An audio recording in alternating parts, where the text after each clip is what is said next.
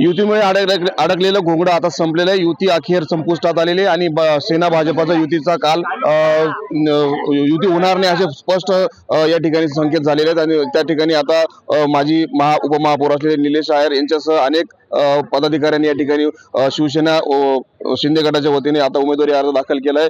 दादा, आपण उपमहापौर राहिलात, शहराच्या महत्त्वाच्या पदावरती आहोत। शालेय शिक्षण मंत्री दादा भुसे इथं सर्व आहेत आणि आता युतीचा जवळपास पूर्णविराम लागलाय, काय सांगाल?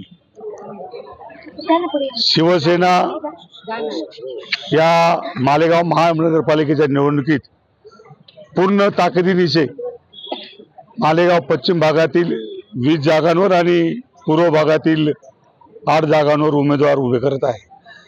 मला विश्वास आहे आदरणीय नामदार भुसे साहेबांनी गेल्या 8 वर्षाच्या कालावधीमध्ये शासनाच्या वेगवेगळ्या योजनांमधून या मालेगाव शहराचा अतिशय चांगल्या प्रकारे विकास केलेला आहे।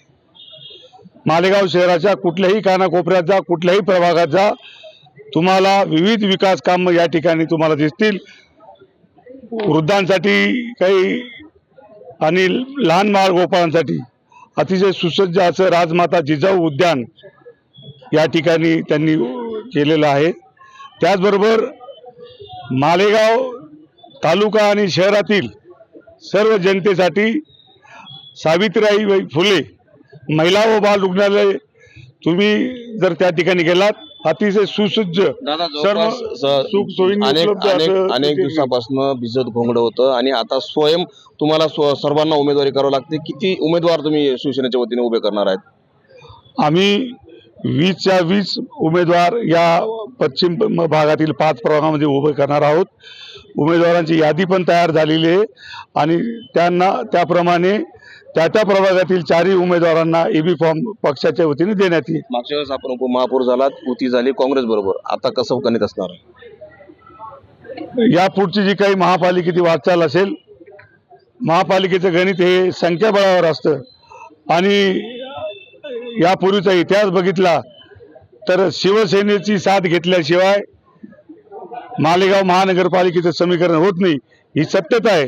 येणाऱ्या काळात मालेगाव शहराच्या विकासाची गोष्ट घेऊन जो पक्ष पुढे येईल त्याबाबत शिवसेना पक्ष आणि पक्षश्रेष्ठी आदरणीय नामदार भुसे साहेब त्या ठिकाणी विचार करतील। मंत्री दादा भुसे यांच्या नेतृत्वाखाली आता शिवसेना शिंदे गटाने आता जवळपास 5 ते 7 जणांनी या ठिकाणी उमेदवारी अर्ज दाखल केला आणि विकासाच्या मुद्द्यावर हे निवडणूक असेल असं ठाम विश्वास माजी उपमहापौर निलेश आयर यांनी व्यक्त केला आहे।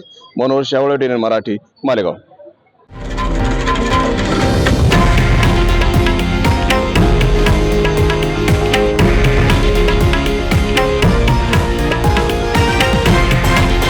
हे आहे देशातील नंबर 1 न्यूज नेटवर्क आणि आपण पाहत आहात TV9 मराठी, एकमेव।